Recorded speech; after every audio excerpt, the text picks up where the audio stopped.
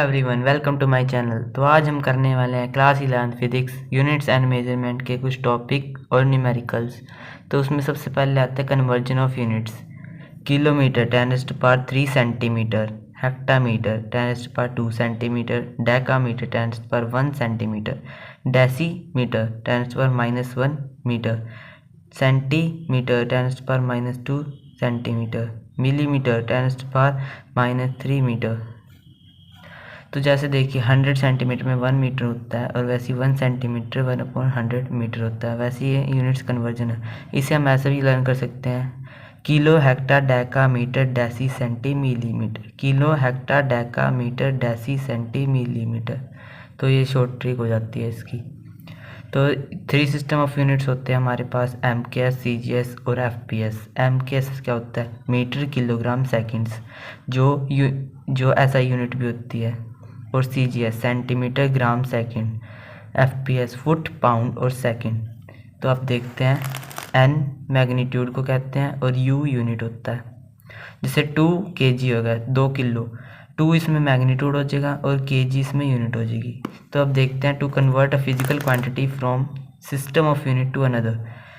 एक system of unit से another दूसरी सिस्टम ऑफ यूनिट्स में हम फिजिकल क्वांटिटीज़ को कैसे कन्वर्ट करते हैं। तो N1U1 कांस्टेंट होता है और N1U1 is equal to N2U2 ऐसे करते हैं। Suppose the dimension of mass length and time in one system of unit is m1 की पावर a, l1 की पावर b, t1 की पावर c, और दूसरे में होता है m2 की पावर a, l2 की पावर b और t2 की power c। n1u1 is equal to n2u2। तो n m1a, l1b, t1 c ये हमने यूनिट पहले सपोज कर लिया, और n2u2 की हमने यूनिट्स m2 की पावर a, l2 की पावर b और t2 की पावर c सपोज की थी। तो ये इसकी यूनिट्स इसके डिवाइड में जाकर ये फॉर्मूला ऐसे हमें डिराइव हो जाएगा। तो 1 जूल, ये हम एक एग्जांपल ले लेते हैं। 1 जूल में कितने आर्क्स होते हैं उसके लिए। जूल MKS सिस्टम में वर्क यूनिट होती है और अर्क CGS यूनिट में होती है वर्क यूनिट। तो वर्क की डायमेंशंस क्या होती है? L² T-2। तो N1U1 is equal to N2U2 से हम करेंगे इसको सोल्व। तो N1 की वैल्यू हमारे पास 1 दी हुई है, 1। तो उसके बाद यूनिट्स हमने क्या सपोज की थी? m1 की पावर a, l1 की पावर b और t1 की power c is equal to n2 हमें फाइंड करना है। ये u1 हम पहले ले जाते हैं यहाँ पर, m1 की पावर a, l2 की पावर b और t2 की पावर c, ठीक है। तो हमें n2 फाइंड होगा यहाँ पे। तो 1/m1/m2 की पावर a, l1/l2 की पावर b, t1/t2 की power c is equal to n2, ठीक है। तो आगे m1 किस में है? m1 kg में है यहाँ पर। तो 1 kg is equal to 1000 grams upon gram की पावर a की वैल्यू क्या थी? 1, ठीक है। L1 की पावर, L1 क्या है? लेंथ 100 सेंटीमीटर, तो अपॉन में सेंटीमीटर, इसकी पावर क्या है? 2, ठीक है। T1 क्या? सेकंड्स, अपॉन में सेकंड्स, ठीक है। इसकी power -2 is equal to N2। यहाँ पर 1 लगा, ग्राम से ग्राम कटा, सेंटीमीटर से सेंटीमीटर, सेकंड से सेकंड का आंसर। तो अब देखो 100⁻2 है, तो 100 की पावर 2 4 जीरो आ जाएंगे यहाँ पर, 4 और 3 7 होती हैं। 10⁻7 इज इक्वल टू N2। तो हमारे पास निकल के क्या आया? N1 की पावर क्या थी? N1 की वैल्यू थी हमारे पास 1। U1 की वैल्यू क्या? U1 क्या था? Joule is equal to N2। N2 क्या था हमारे पास? निकल के आया अभी 10⁻7, और U1 क्या था? अर्ग्स। तो 1 जूल इज इक्वल टू 10⁻7 अर्ग्स होते हैं।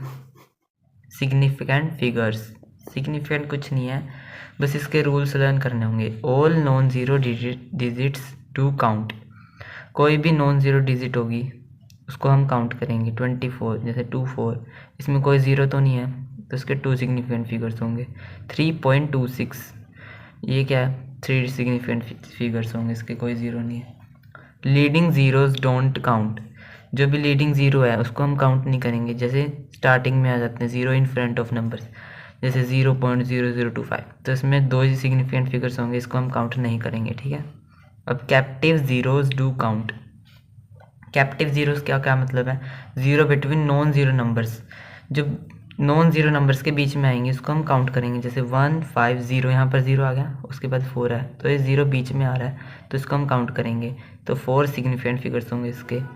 1.008, इसमें 0 हमारे पास नंबर्स नॉन ज़ीरो नंबर्स के बीच में आ रहा है तो इसका सिग्निफिकेंट फिगर्स होगा 4। Trailing zeros do count if the numbers certain a decimal. Trailing zeros को काउंट करेंगे अगर उसके बीच में डेसिमल है तो, जैसे हमारे पास 100 है, देखो यहाँ पर 100 है, 100 में कोई डेसिमल तो नहीं है यहाँ पर, तो इसको हम 0 को काउंट नहीं करेंगे, 1 आएगा, खाली 1 सिग्निफिकेंट फिगर्स आएगा। उसके बाद 2306.0, तो इसमें पॉइंट के बाद 0 है, तो डेसिमल के बाद 0 आ रहा है तो इसको हम डेसिमल के बाद आएगा तो काउंट करेंगे, इसके 5 सिग्निफिकेंट फिगर्स हो गए। 1.00, इसके बाद डेसिमल के बाद 00 आ रहा है तो इसको काउंट करेंगे, और जो है हमारे पास 10⁻³ है इसको हम कभी काउंट नहीं करेंगे, बहुत बार आएगा 10⁻³ 10⁻24 कुछ भी आ जाए यहाँ पर 10 में, तो उसको हम काउंट नहीं करेंगे, तो 3 सिग्निफिकेंट फिगर्स होंगे। तो अब मैं आपको कुछ एग्जांपल्स देता हूँ, वो आपने घर से ट्राई करके आने हैं, ठीक है, ये सारे हम ट्राई कर लें। तो अब हम बढ़ते हैं न्यूमेरिकल्स की तरफ। फर्स्ट न्यूमेरिकल दिया हुआ है, convert 1 newton into dyne. 1 newton को हमें डाइन्स में कन्वर्ट करना है। N1 U1 N2 U2 equal होते हैं, तो फॉर्मूला आया था हमारे पास N2 is equal to N1 M1 upon M2 की power A, L1 upon L2 की power B, T1 upon T2 की पावर C। तो सबसे पहले न्यूटन किसकी यूनिट है, फोर्स की। फोर्स की डायमेंशन क्या होती है, force is equal to MLT minus 2, ये फोर्स की डायमेंशंस होती हैं। तो देखें हम N1 हमारे पास 1 न्यूटन है, N1 U1 is equal to हमने कन्वर्ट करना है N2 डाइन्स में, ठीक है। N2 की वैल्यू फाइंड करनी है हमें, तो ये फॉर्मूला लगेगा N2 is equal to N1 1 M1 upon M2 की पावर A हमारे पास क्या है 1, L1 अपॉन L2 की पावर B हमारे पास 1 है, T1 अपॉन T2 की पावर C हमारे पास -2 है, ठीक है। तो हम इसकी N2 is equal to N1 M kg 1000 grams upon grams की पावर 1, L1 100 सेंटीमीटर की पावर 1, T सेकेंड्स, ठीक है, -2 सेंटीमीटर सेकेंड ग्राम कटा। तो N2 की हमारे पास क्या वैल्यू निकल के आई, 10⁻³ इन प्लस 10⁻², तो 10⁻5 प्लस नहीं मल्टीप्लाई होगा, 10⁻5 हो जाएगा, ठीक है। तो अब ये क्या हुआ, 1 newton is equal to 10⁻5 dynes, तो हमने इसे कन्वर्ट कर लिया। तो नेक्स्ट न्यूमेरिकल हमारे पास है, कन्वर्ट प्रेशर 1.1 इंटू 10⁻5 न्यूटन पर मीटर स्क्वेयर इंटू डाइन पर मीटर स्क्वेयर। बस इसमें कुछ नहीं है, प्रेशर दिया हुआ है हमारे पास, न्यूटन है, न्यूटन पर मीटर स्क्वेयर से हमें डाइन पर मीटर स्क्वेयर में कन्वर्ट करना है। हमने निकाला था 1 newton is equal to 10⁻5 dynes, तो कुछ नहीं करना है, इसमें क्या दिया हुआ है, प्रेशर दिया हुआ है 1.1 इंटू 10⁻5 न्यूटन पर मीटर स्क्वेयर में, तो हमें इस डाइन पर मीटर स्क्वेयर में कन्वर्ट करना है, ठीक है। तो लिखेंगे सिंपली 1.1 इंटू 10⁻5 न्यूटन कितने होते हैं, न्यूटन में कितने डाइन होते हैं, 10⁻5 पर मीटर स्क्वेयर, ठीक है। तो यहाँ पर आ जाएगा डाइन पर मीटर स्क्वेयर, तो 1.1 इंटू 10⁻10 डाइन पर मीटर स्क्वेयर, ये सिंपली हमारे पास आंसर आ जाएगा। कन्वर्ट कर दिया इसमें हमने, प्रेशर जो दिया था 1.1 इंटू 10⁻5 न्यूटन पर मीटर स्क्वेयर, उसको हमने डाइन पर मीटर स्क्वेयर में कन्वर्ट कर दिया, ठीक है। convert work of 100 joule into system of units which have mass 100 gram, length 10 centimeter और टाइम 3 सेकेंड। वर्क की डायमेंशन होती है ml/t-2। ये हमें दिया हुआ है क्वेश्चन। तो हमें इसमें ऐसे कहा हुआ है कि हमें 100 जूल दे रखी है N1 and N1U1 is equal to N2U2 होता है ना। तो हमें N1 की वैल्यू 100 और U1 की वैल्यू जूल दी हुई है। हमें इसको दूसरे सिस्टम में कन्वर्ट करना है जिसका मास है 100 ग्राम, लेंथ है 10 सेंटीमीटर और टाइम है 3 सेकेंड्स। तो आओ करते हैं। तो फॉर्मूला होता था हमारे पास N2 is equal to N1 M1 upon M2 की power A, L1 upon L2 की power B, T1 upon T2 की पावर C। ठीक है। तो N2 हमें फाइंड करना है। N1 की वैल्यू दी हुई है 100, M1 1000 ग्राम्स को हमें इसमें ग्राम्स कितने हुए हैं 100 ग्राम्स दिए हुए हैं की पावर A की वैल्यू 1। ठीक है, डायमेंशन से चेक करना है। L1 100 सेंटीमीटर अपॉन इसमें हमें 10 सेंटीमीटर दिए हुए हैं। ठीक है, इसकी पावर B क्या है, B 2 है।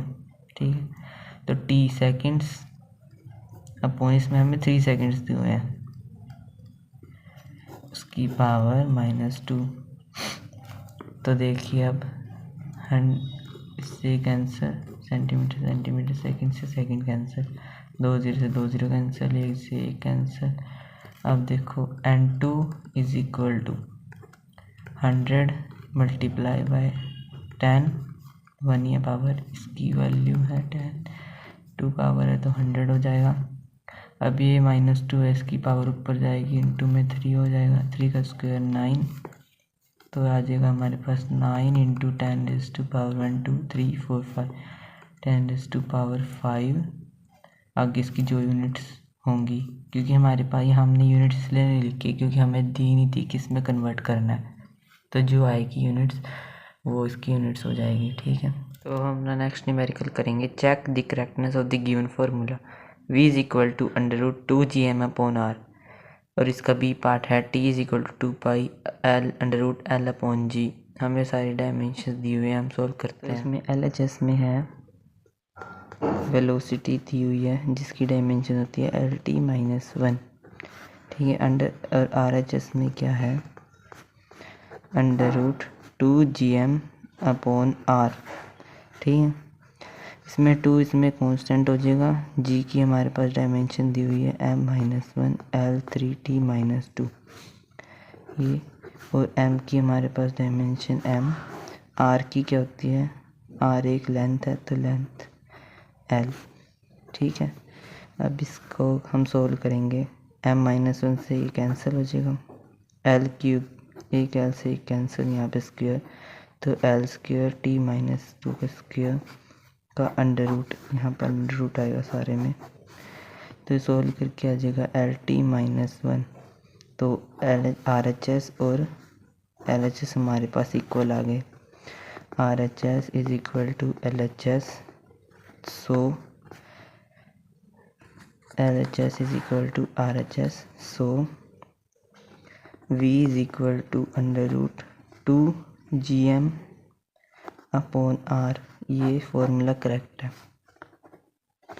नेक्स्ट क्वेश्चन करते हैं, और जो इस क्वेश्चन का एक पार्ट रह गया था वो आप खुद से करेंगे। तो अब हम नेक्स्ट क्वेश्चन पढ़ेंगे। Derive N experiments for a force acting of moving with velocity v in a circle of radius r and mass m।